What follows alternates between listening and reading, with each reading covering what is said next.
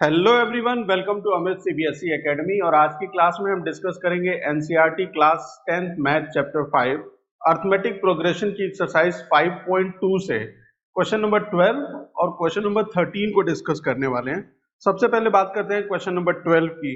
To APs have same common difference. दो APs हैं, है ना। अभी तक जितने भी आपने क्वेश्चन सॉल्व किए थे इस एक्सरसाइज में, वहां पे सिर्फ सिंगल एपी मतलब सिंगल अर्थमेटिक प्रोग्रेशन की बात हो रही थी, लेकिन यहाँ पे क्या केस है, यहाँ पे दो एपीज हैं, है ना। ठीक है, जैसे समझ लीजिए कि दो एपी है यहाँ पे। एक अर्थमेटिक सीरीज है ए पी और दूसरी अर्थमेटिक सीरीज है ए पी डैश, है ना। दो हो गई, ठीक। दो एपी सीरीज हैं और कह रहे हैं कि इन दोनों एपी सीरीज का जो अर्थमेटिक प्रोग्रेशन है उसका जो कॉमन डिफरेंस है ना, कॉमन डिफरेंस, कॉमन डिफरेंस जो है वो सेम है ना। कॉमन डिफरेंस सेम होने का मतलब क्या सेम है, डी इनका सेम है ना, डी सेम है। ठीक है, कॉमन डिफरेंस को डिनोट करते हैं हम डी से, तो ये दोनों एपी का क्या है, कॉमन डिफरेंस सेम है। फर्दर कहते हैं the difference between their 100th term is 100। What is the difference between their 1000th term. कह रहे हैं कि जो ये दोनों एपी हैं, इन दोनों एपी का जो 100 टर्म है ना, उनमें जो डिफरेंस है वो कितने का है, 100 का है।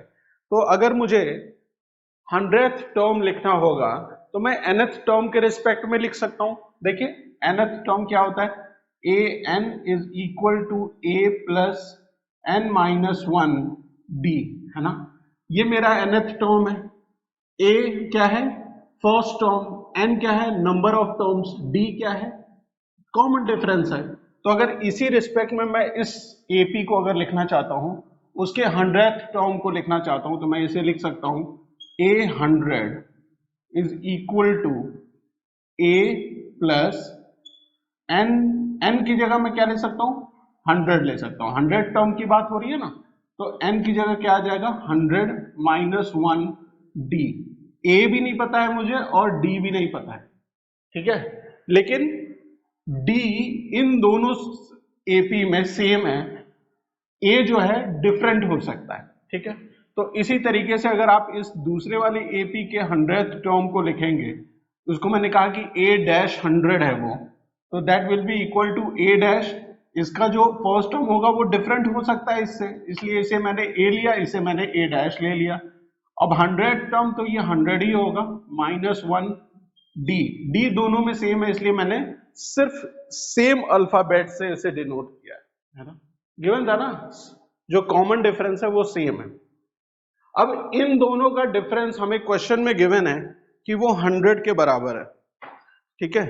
इन दोनों का डिफरेंस हमें गिवन है कि 100 के बराबर है ये, ठीक। तो इसे आप लिख सकते हैं, थोड़ा इसे सिंप्लीफाई कर लीजिए, तो ये 100 माइनस वन है, तो इसे आप लिख सकते हैं 99।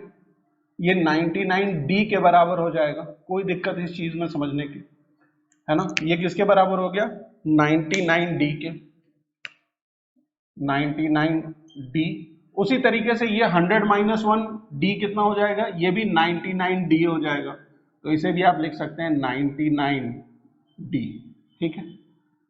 और डिफरेंस इन दोनों के बीच का 100 है, मतलब अगर मैंने मान लिया कि ए 100 is greater than A dash 100, है ना, बड़ा है भाई। दोनों के बीच का डिफरेंस 100 है, तो कोई एक बड़ा कोई एक छोटा होगा। क्वेश्चन में तो गिवन नहीं है, तो हमने मान लिया कि ए 100 जो है बड़ा है ए डैश 100 से। तो इस चीज को आप यहां नीचे लिखेंगे, तो ए प्लस 99 डी, ये वाली एपी का 100th टर्म, माइनस ये वाली एपी का 100th term A dash plus 99 D, that is equal to 100 के बराबर क्वेश्चन में गिवन है, ठीक। समझ में आया, कोई दिक्कत यहां तक, कोई प्रॉब्लम है। अच्छा, अब देखिए अगर मैं इस ब्रैकेट को ओपन करता हूं तो ये माइनस साइन इस ब्रैकेट के अंदर मल्टीप्लाई हो जाएगी। देखिए ब्रैकेट ओपन कर दिया तो a plus 99D minus A dash minus 99D is equal to 100 के बराबर हो गया। ये 99D प्लस में, ये 99D माइनस में, तो ये कैंसिल हो जाएंगे। तो हमारे पास क्या बचा है, a minus A dash is equal to 100। ठीक है, यहां से मुझे ये चीज पता चली। क्लियर है? कोई दिक्कत? कोई दिक्कत? यहां पे a minus A dash is equal to कितना है, 100 के बराबर। ठीक, 1000th टर्म में कितना डिफरेंस होगा ये क्वेश्चन में पूछा गया है। मतलब ए 1000 और a डैश 1000, इन दोनों टर्म्स को भी अगर हम लिखें nth टर्म के रिस्पेक्ट में, है ना, इस वाले फॉर्मूले से अगर मैं लिखूं तो इसमें क्या हो जाएगा, a plus 1000 minus 1 that is 999D हो जाएगा। और इसको लिखेंगे तो a dash plus n minus 1 मतलब 1000 माइनस 1 दैट इज 999D, है ना। इन दोनों के बीच का डिफरेंस पूछा है, कौन सा बड़ा है। हमने अगर इस वाले टर्म को बड़ा माना था, है ना, इस वाले टर्म को बड़ा माना था, तो यहाँ पे ये वाला टर्म भी बड़ा हो जाएगा। इसका मतलब कि a 1000 minus a dash 1000 is equal to a 1000 की वैल्यू क्या है, a plus 999D minus a dash plus 999D। Clear है? इन्हीं के बीच का डिफरेंस पूछ रहे हैं हमें क्वेश्चन में। ये माइनस साइन जरा ब्रैकेट में मल्टीप्लाई कर दीजिए, ब्रैकेट के अंदर। तो यहाँ a plus 999D minus a dash minus 999D आ जाएगा। यहाँ पे प्लस 999D है, यहाँ पे माइनस 999D है, तो ये कैंसिल हो गया। तो आपके पास क्या बचा, a माइनस a डैश, है ना। और a माइनस a डैश की वैल्यू आपने यहां से क्या निकाली थी, वो 100 निकाली थी। इसका मतलब इन दोनों के बीच के 1000 टर्म के बीच का डिफरेंस भी कितना होगा, 100 के बराबर होगा। क्लियर है? कोई दिक्कत इस क्वेश्चन को समझने में?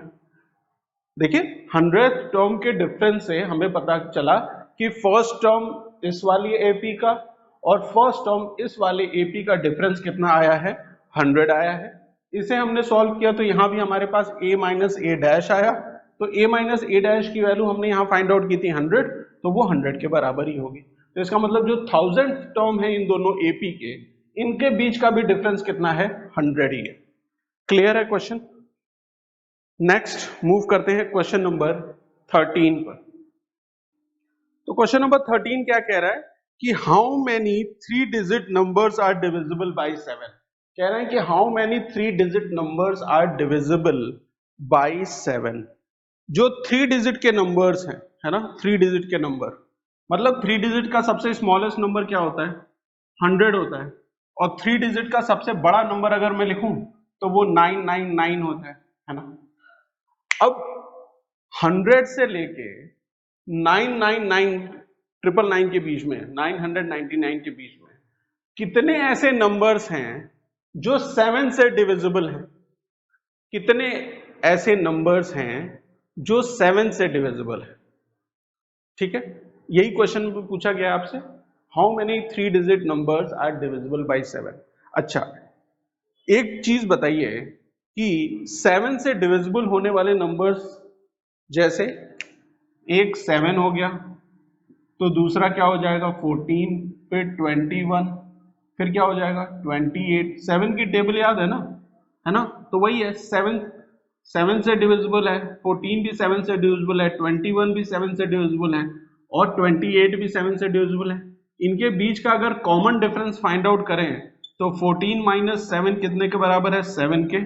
21 माइनस 14 किसके बराबर है, ये भी 7 के बराबर है। 28 माइनस 21 करेंगे तो ये भी 7 के बराबर है। इसका मतलब कॉमन डिफरेंस क्या आया हर बार, वो 7 आया या नहीं आया, जरा बता दीजिए मुझे। ये चीज आपको समझ में आ गई कि कोई भी सीरीज होगी अर्थमेटिक प्रोग्रेशन में वो सीरीज होगी, पहली बात। दूसरी बात, उसका कॉमन डिफरेंस क्या होगा, 7 होगा, है ना। अगर इस 7 की जगह कोई ऐसी डिविजिबिलिटी होती जो 5 से हो रही होती, है ना, 5 से हो रही होती, तो उस केस में जो कॉमन डिफरेंस क्या हो जाता है, 5 हो जाता है। इस केस में कॉमन डिफरेंस क्या है, 7 है। ठीक है, क्लियर है। अच्छा, पहली चीज ये बताइए, क्या 100 7 से डिविजिबल है? क्या 100 7 से डिविजिबल है? तो डिवाइड करके देख लीजिए, है ना, डिवाइड करके देख लीजिए। ये सारी चीजें आप रफ वर्क में कर रहे हैं, हम अभी तक क्वेश्चन सॉल्व करना शुरू नहीं किया है। देखिए 100 7 से डिविजिबल है या नहीं ये मैं चेक कर रहा हूं। तो 7 1 जा 7, यहाँ पे आ गया 30 और 7 4 जा 28, तो 2 रिमाइंडर बच गया। ठीक है, 2 रिमाइंडर बच गया। ठीक है, ठीक है। तो ये रिमाइंडर अगर मैं यहां ऐड करूंगा तो मेरा कोई काम बनेगा क्या? नहीं, कुछ काम बनेगा क्या? अगर मैं ये 2 ऐड कर दूं यहां, तो कुछ काम बनेगा? नहीं बनेगा ना। मुझे ऐसा नंबर चाहिए जो 100 से बड़ा हो और 7 से डिविजिबल हो, है ना, जो 100 से बड़ा हो और 7 से डिविजिबल हो। तो जो जो डिवाइजर है और जो रिमाइंडर आया है उसके डिफरेंस को आपको ऐड करना पड़ेगा, किसमें, 100 में। ठीक है भाई, यहाँ पे रिमाइंडर 2 आ गया, आप इस रिमाइंडर 2 को यहाँ ऐड कर देंगे तो भी ये क्या होगा, ये डिविजिबल नहीं होगा। लेकिन आप जो डिवाइजर है 7 और जो रिमाइंडर आया है 2, इसके डिफरेंस मतलब 5 को अगर ऐड कर दें तो 105 को अगर आप चेक करेंगे 7 से, तो 7 1 जा 7, यहाँ पे 35 हो गया, और 7 5 जा 35, ये क्या हो गया, डिविजिबल हो गया।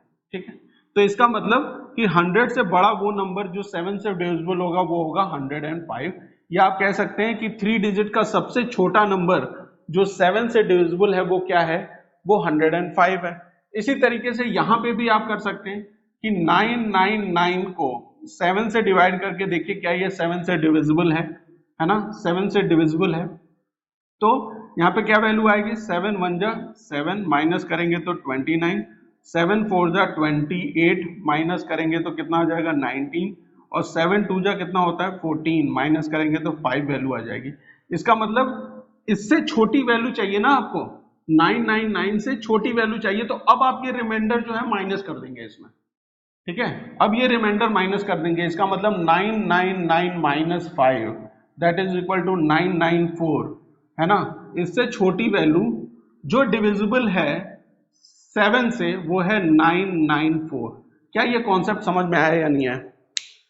देखिए यहाँ पे मुझे बड़ी वैल्यू चाहिए थी तो मैंने डिवाइजर और रिमाइंडर के डिफरेंस को ऐड कर दिया यहाँ पे, और यहाँ पे मुझे क्या चाहिए था, इससे छोटी वैल्यू चाहिए थी, यहाँ पे इससे बड़ी वैल्यू चाहिए थी, और यहाँ इससे छोटी वैल्यू चाहिए थी, जो रिमाइंडर था वही माइनस कर, है ना। ये सिंपल सा एक कॉन्सेप्ट होता है, ये चीज समझ गए। तो आपके पास 2 नंबर्स ऐसे मिल चुके हैं जो 7 से डिविजिबल हैं और वो 3 डिजिट के हैं। सबसे छोटा नंबर क्या है, 105 3 डिजिट का, और सबसे बड़ा नंबर 3 डिजिट का क्या है, 994, है ना, 994 है। तो ये बाकी चीजें मैं यहां से हटा देता हूं, इसकी जरूरत नहीं है आपको।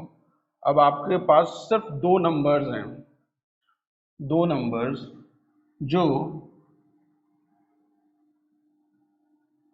जो 7 से डिविजिबल है। तो वो है, सबसे छोटा नंबर है 3 डिजिट का 105, और सबसे बड़ा नंबर है 994। इसके बाद वाला अगर नंबर लिखना है तो देखिए 7 से डिविजिबल बाद वाला नंबर कैसे आएगा, 7 ऐड करने पे आएगा। तो इससे में 7 ऐड करेंगे तो क्या वैल्यू आ जाएगी, 5 में 7 ऐड करेंगे तो 12। ठीक है, एंड सो ऑन, ऐसे ये सीरीज है ये। ठीक है, अब यही पूछना है कि हाउ मेनी 3 डिजिट्स, ये जो नंबर हैं, ये जो नंबर्स हैं 105 112 सो ऑन टू 994, ये कितने नंबर्स होंगे? तो nth टर्म के फॉर्मूले से फाइंड आउट कर सकते हैं। an is equal to a plus n minus 1 d। ठीक है, an की वैल्यू क्या हो जाएगी, ये वाली वैल्यू हो जाएगी last, that is 994। First a की वैल्यू 105 हो जाएगी, प्लस n हमें फाइंड आउट करना है तो n एज इट इज रहने दीजिए, डी की वैल्यू क्या है 7 है, ठीक है। तो 994 ये इधर आएगा तो माइनस हो जाएगा, 105 is equal to 7n minus 7, ये भी इधर आएगा तो क्या हो जाएगा प्लस। तो पहले 994 में 105 माइनस कर दीजिए, तो ये कितनी वैल्यू आ गई जरा देखिए। यहाँ पे 14 है, 14 में से 5 गया तो क्या बच गया 9, और यहाँ पे क्या है 8 है तो 8 बचेगा, और यहाँ क्या बचा है यहाँ भी 8, ठीक है। तो ये हो गया 889, और ये इधर आएगा तो plus 7 that is equal to 7n। इसमें आप 7 और ऐड कर दीजिए, तो 7 और 9 कितना होता है 16, 6 लिखा 1 कैरी कर दिया तो 896 हो गया। 7n is equal to 896। 896 को डिवाइड करेंगे 7 से, तो 7 1 जा 7, 19, 7 2 जा 14, 56, 7 8 जा 56, माइनस करेंगे तो 0। तो यहाँ पे n की वैल्यू क्या आ गई, n इज इक्वल टू 128, है ना। ये 128 क्या है, व्हाट इज दिस 128? 128 जो है वो टोटल नंबर्स हैं। तो यहाँ पूछा है ना हाउ मेनी 3 डिजिट नंबर्स, तो 128 3 डिजिट के नंबर्स हैं जो डिविजिबल हैं किससे 7 से। समझ में आ गया है ना। यहाँ पे हमें सीरीज डायरेक्टली नहीं गिवन थी, लेकिन एक क्लू गिवन था, है ना, इंफॉर्मेशन गिवन थी, उसके आधार पे हमने क्या बनाया, उसके बेसिस पे हमने ये सीरीज बनाई पहले, ठीक है। फिर nth टर्म का फॉर्मूला यूज करके n की वैल्यू फाइंड आउट की, क्योंकि हमें nth टर्म भी पता है, फर्स्ट टर्म पता है, कॉमन डिफरेंस पता है, तो हम n की वैल्यू फाइंड आउट कर सकते हैं। समझ में आ गया, कोई कंफ्यूजन इस क्वेश्चन में, क्वेश्चन नंबर 13। तो ये था क्वेश्चन नंबर 12 और 13 का सोल्यूशन। मिलते हैं नेक्स्ट क्लास में, जहां पे हम क्वेश्चन नंबर 14 और 15 को सॉल्व करेंगे। Thank you for watching.